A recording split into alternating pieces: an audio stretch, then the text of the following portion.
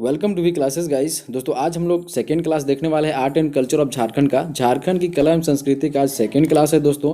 First class की बात करें तो झारखंड की जनजातियों का परिचय हमने देखा था, ठीक है।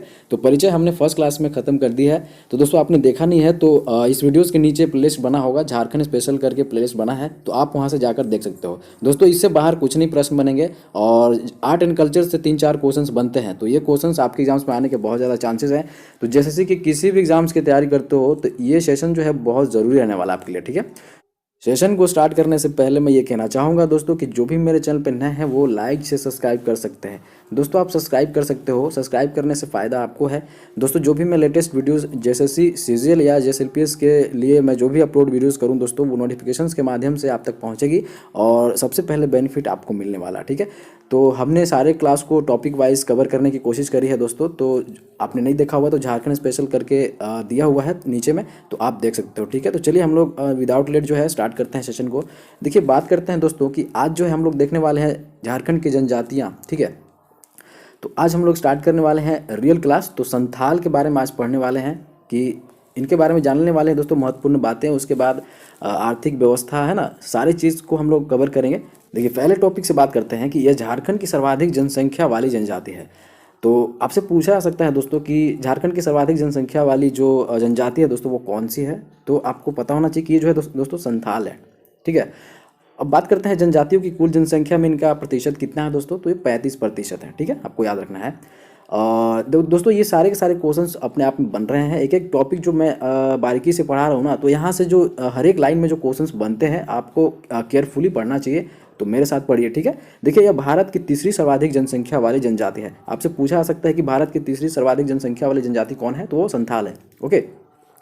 प्रथम कौन है दोस्तों, तो भील है, और दूसरी कौन सी है, गोंड है, ठीक है, आपको याद रखना है।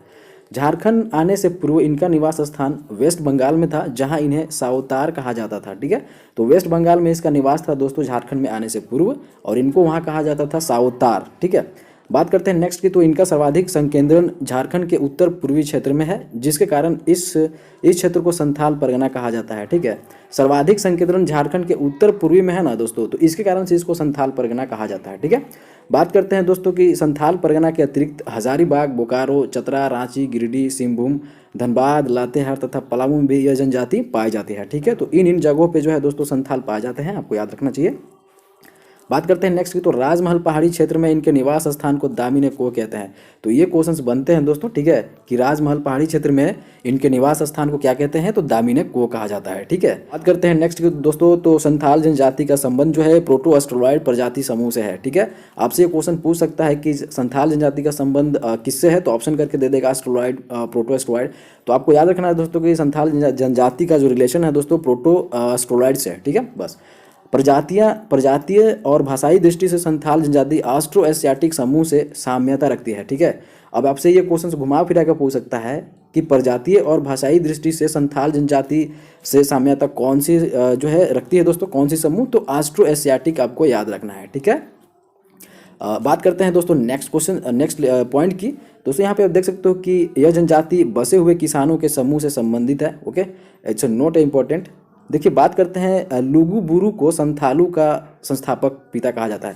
आपसे ये क्वेश्चन बन सकता है, ये शायद क्वेश्चन शायद पूछे नहीं गए हैं, शायद पूछे गए होंगे, तो I don't know about it.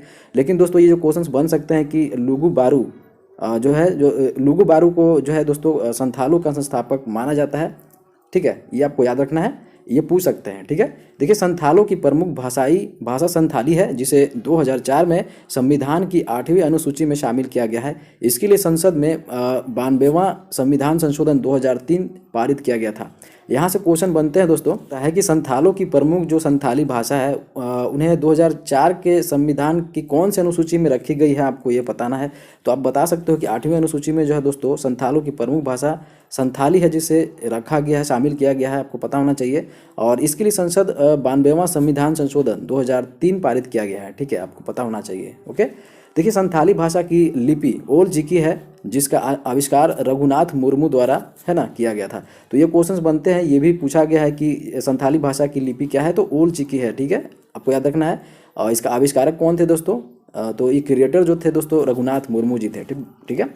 चलिए नेक्स्ट क्वेश्चन बढ़ते हैं दोस्तों। यहीं से जो है एक एक क्वेश्चंस आपके बनते हैं एग्जाम्स में, तो आप इस सेशन को ज़रूर देखो। मैं प्रोवाइड करने की कोशिश कर रहा हूँ कंटेंट दोस्तों, वो बहुत बेस्ट करने की कोशिश कर रहा हूँ। जैसे कि जो भी एग्जाम्स में आप बैठोगे यहाँ से क्वेश्चंस आपके आर्ट एंड कल्चर से छूटेंगे नहीं दोस्तों।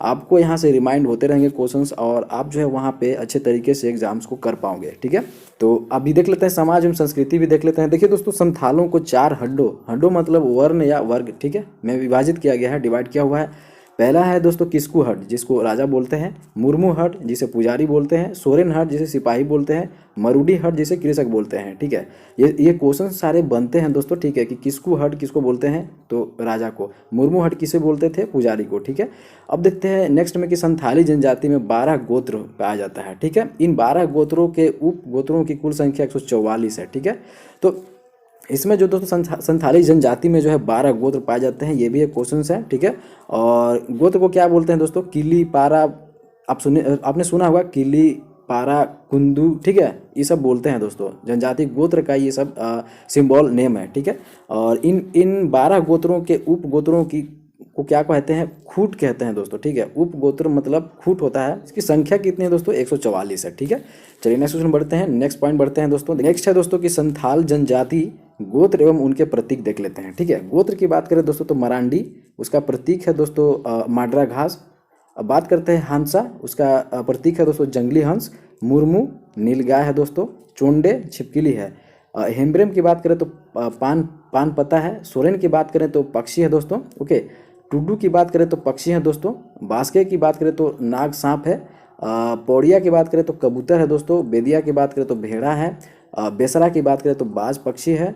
और किसकू का यहाँ पे दिया नहीं हो दोस्तों, तो ये इंपॉर्टेंट नहीं है दोस्तों। मैं आपको अंडरलाइन कर देता हूँ, मैं बता देता हूँ कि कौन कौन सा जो है दोस्तों गोत्र पूछे जाते हैं। ठीक है, देखिए आप जो है ये मरांडी जो है मांड्रा घास आप याद रख लो। ठीक है, और हेम्ब्रेम याद कर लो, हेम्ब्रेम। ये टूडू पूछते हैं दोस्तों। ठीक है, टूडू सोरेन में पूछते हैं। बेसरा पूछते हैं दोस्तों, है ना, और ठीक है पौड़िया भी पूछ सकते हैं। तो ये सारे के सारे इंपॉर्टेंट है अपने आप में, तो आप इसे कवर कर सकते हो। ठीक है, देखिए बात करते हैं नेक्स्ट पॉइंट की। तो संथाल एक अंतरजातीय विवाह समूह है तथा इनके मध्य सगोत्री विवाह निषिद्ध होता है। ठीक है, अब बात करते हैं दोस्तों कि संथाल जनजाति में बाल विवाह की प्रथा का प्रचलन नहीं है। ओके, ये तो हो गया पॉइंट। अब बात करते हैं संथाल जनजाति में विभिन्न प्रकार के विवाहों का प्रचलन है, तो क्या है दोस्तों वो देख लेते हैं। किरिंग बापला, इसमें क्या है, मध्यस्थ के माध्यम से विवाह तय होता है। गोलाइटी बापला क्या है दोस्तों, गोलट विवाह है। ठीक है, टुनकी दीपिल बापला क्या है दोस्तों, गरीब परिवारों में प्रचलित है। कन्या को वर के घर लाकर सिंदूर दान करके विवाह की जाती है। ठीक है, धरती जमाई बपला क्या है दोस्तों, तो विवाह के बाद दामाद को घर जमाई बन के रहना पड़ता है। ओके, तो ये सारे के सारे क्वेश्चन जो है इंपॉर्टेंट है अपने आप में। बात करते हैं दोस्तों नेक्स्ट की, तो अब बात कर लेते हैं अपगिरी बापला। अपगिरी बापला क्या है दोस्तों, लड़का लड़की में प्रेम हो जाने के बाद पंचायत की सहमति से विवाह होता है। ठीक है, ये होता है दोस्तों अपगिरी बापला। ठीक है, बात करते हैं दोस्तों इतूत बापला में क्या होता है, पसंद के लड़के से विवाह की अनुमति नहीं मिलने पर लड़के द्वारा किसी अवसर पर लड़की को सिंदूर लगाकर विवाह करता है। ठीक है, फिर बाद में लड़के घर वालों द्वारा स्वीकृति दे दी जाती है। ठीक है, ये हो गया दोस्तों इतूत बापला। बात करते हैं निर्बोलक बापला, तो इसमें होता है दोस्तों कि लड़की द्वारा हठपूर्वक पसंद के लड़के के घर रहना तथा बाद में पंचायत के माध्यम से विवाह करना, ये होता है निर्बोलक बापला में। ठीक है, अब बहादुर बापला में देखते हैं दोस्तों, लड़का लड़की द्वारा जंगल में भागकर प्रेम विवाह करना। ठीक है, राजा राजी बापला ये क्या है दोस्तों, गांव की स्वीकृति से प्रेम विवाह। ठीक है, सांगा बापला क्या है दोस्तों, सांगला बापला तो विधवा या तलाकशुदा स्त्री का विधुर परित्यक्त पुरुष से विवाह। ठीक है, किरिंग जवाई बापला क्या है दोस्तों, तो लड़की द्वारा शादी से पहले गर्भ धारण कर लेने के बाद इच्छुक व्यक्ति से लड़की का विवाह करना। ठीक है, ये क्या था, किरिंग जवाई बापला। तो देखिए ये जितने भी हैं दोस्तों ये क्वेश्चंस बन के आते हैं। यकीन ना हो दोस्तों तो आप जो है वो आप जैसे कि कोई भी एग्जाम्स में उठाकर देख लो, आर्ट एंड कल्चर से ये सारे के सारे एक दो क्वेश्चंस बनते हैं। ओके, बात करते हैं दोस्तों किरिंग बापला का। ठीक है, बात करते हैं किरिंग बापला का, बात करते हैं दोस्तों, तो सर्वाधिक प्रचलित विवाह है जिसके अंतर्गत माता पिता द्वारा मध्यस्थ के माध्यम से विवाह तय किया जाता है। ओके, नेक्स्ट की बात करें तो संथालों में विवाह के समय वर पक्ष द्वारा वधु पक्ष को वधु मूल्य दिया जाता है जिसे पून कहते हैं। तो यहाँ से क्वेश्चन बन सकता है कि संथालों में विवाह के समय वर पक्ष द्वारा वधु पक्ष को जो वधु मूल्य दिया जाता है उसको क्या कहते हैं, तो पून कहते हैं। ठीक है, ये भी क्वेश्चंस बनते हैं। ठीक है, संथाल समाज में सर्वाधिक कठोर सजा बिटलाहा है। ठीक है, यह सजा तब दी जाती है जब कोई व्यक्ति निषिद्ध यौन संबंधों का दोषी पाया जाता है। यह एक प्रकार का सामाजिक बहिष्कार है। ठीक है, तो संथाल समाज में सर्वाधिक कठोर सजा जो मिलती है उसको क्या कहते हैं, तो बिटलाहा बोलते हैं। ठीक है, चलिए नेक्स्ट क्वेश्चन बढ़ते हैं। और नेक्स्ट पॉइंट की बात करें दोस्तों, तो सामाजिक व्यवस्था से संबंधित विभिन्न नामकरण यहाँ पे देख लेते हैं दोस्तों कि युवागिरी जो दोस्तों घोटुल, ठीक है, और विवाह जो है बापला होता है, वधु मूल्य पूर्ण कहते हैं, गांव आतो होता है, ग्राम प्रधान मांझी होता है, उप ग्राम प्रधान प्राणिक या प्रमाणिक होता है, मांझी का सहायक जोग मांझी होता है, गांव का संदेशवाहक गुड़ैत या गुड़ाइत होता है। तो ये क्वेश्चन जो है दोस्तों, गांव का संदेशवाहक कौन होता है, गुड़ैत या गुड़ाइत। तो ये क्वेश्चंस बने हैं, तो यहाँ से क्वेश्चन बने हैं दोस्तों, आप देख सकते हो, कभी प्रीवियस ईयर को क्वेश्चन जाकर देख सकते हो। ठीक है, देखिए नेक्स्ट क्वेश्चन की बात कर सकते हैं यहाँ पे, तो ग्राम प्रधान अर्थात मांझी के पास प्रशासनिक एवं न्यायिक अधिकार होते हैं। ठीक है, और मांझी थान में संथाल गांव की पंचायतें बैठती है। मांझी थान में जो है दोस्तों संथाल गांव की पंचायतें बैठती है। कहाँ पे, मांझी थान में। इस जनजाति में महिलाओं का मांझी थान में जाना वर्जित है। ठीक है, महिलाओं का वर्जित है दोस्तों मांझी थान में जाना। ठीक है, अब दोस्तों नेक्स्ट की बात कर सकते हैं, तो आषाढ़ माह में संथालों के त्यौहार की शुरुआत होती है। ठीक है, आषाढ़ माह में संथालों के त्यौहार शुरुआत होती है। अब देख लेते हैं दोस्तों कि इसमें बाप परब जो सरहुल है दोस्तों, बाप परब क्या है, सरहुल, कर्मा एरोक। ठीक है, आषाढ़ माह में बीज बोते समय जो है, ये जो है दोस्तों बाप परब, सरहुल और कर्मा एरोक, ये जो है दोस्तों प्रचलित है। बंधना हरियाट जो है दोस्तों, सावन माह में धान की हरियाली आने पर अच्छी फसल हेतु इसको जो है इम्प्लीमेंट किया जाता है। देखिए जापाड सोहराई जो है दोस्तों कार्तिक अमावस्या को पशुओं के सम्मान में। ठीक है, बात करते हैं सकरात का दोस्तों, तो पूस माह में जो है घर परिवार की कुशलता हेतु जो है दोस्तों ये की जाती है। भाग सिम जो है दोस्तों माघ माह में गांव के ओहदेदार को आगामी वर्ष हेतु ओहदे की स्वीकृति देने हेतु जो है दोस्तों ये की जाती है। बाहा क्या है दोस्तों, बाहा है फागुन माह में शुद्ध जल से खेली जाने वाली होली है। तो ये बाहा जो है दोस्तों पूछते हैं। ठीक है, आदि संथालों के प्रमुख त्यौहार हैं। तो सारे के सारे जो दोस्तों त्यौहार हैं आपको याद रखना है।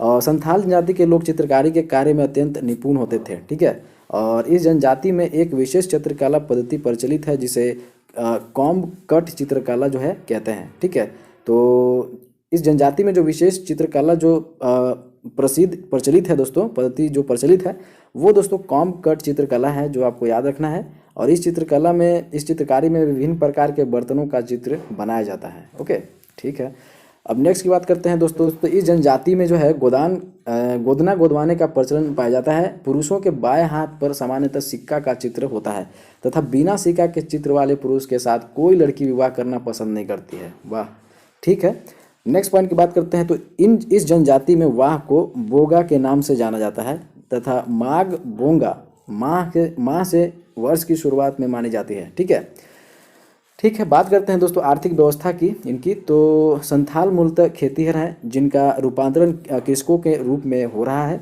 संथाल चावल से बनने वाले शराब, स्थानीय मदिरा कहते हैं जिसे, का सेवन करते हैं, जिसे हड़िया या पोचाई कहा जाता है। ठीक है, आपको पता होगा। बात करते हैं संथाल जनजाति के लोग बुनाई के कार्य में अत्यंत कुशल होते हैं। बुनाई के कार्य में जो दोस्तों अत्यंत कुशल होते हैं। अब बात करते हैं दोस्तों धार्मिक व्यवस्था क्या है संथालों की। तो संथालों का प्रधान देवता सिंहबोंगा या ठाकुर है, जो सृष्टि का रचयिता माना जाता है। एक व्यवस्था से पूछी जा सकती है क्वेश्चन दोस्तों कि संथालों का प्रधान देवता इसको बोलते हैं सिंहबोंगा या ठाकुर होता है। ठीक है, जो सृष्टि का रचयिता माना जाता है। नेक्स्ट की बात करते हैं दोस्तों। अब दोस्तों आई थिंक आपने बहुत कुछ गेन किया दोस्तों इस सेशन से। मैं कहना चाहता हूं दोस्तों कि यहाँ से जो है आपके एग्जाम्स में क्वेश्चंस पूछे जाएंगे। आपने अगर बहुत अच्छे तरीके से इस सेशन को कवर किया है तो क्वेश्चंस छूटने वाले नहीं हैं आर्ट एंड कल्चर से। ठीक है दोस्तों, तो झारखंड की जो कला संस्कृति है दोस्तों, यहाँ से क्वेश्चन जरूर बनते हैं, 2 से 3 क्वेश्चन जरूर बनते हैं। तो फर्स्ट पार्ट हमने कवर कर लिया था, सेकेंड पार्ट भी हमने कवर कर लिया। आपने देखा नहीं है तो हमारी वीडियोज़ के नीचे जो है प्लेलिस्ट में मिल जाएगा, या तो फिर वीडियोस के एंड स्क्रीन में आपको मिल जाएगा। ठीक है, तो इसी तरह की लेटेस्ट टॉपिक मैं देते रहता हूं, टॉपिक वाइज जो है सिलेबस को कवर की जाती है। तो जेएसएससी की तैयारी करने के लिए, जेएसएससी सीजीएल और जेएसएलपीएस की तैयारी के लिए आप जो इस सेशन को इस चैनल को सब्सक्राइब कर सकते हैं, और किसी भी गवर्नमेंट कॉम्पिटिटिव एग्जाम्स की तैयारी के लिए आप इस चैनल को सब्सक्राइब कर सकते हैं।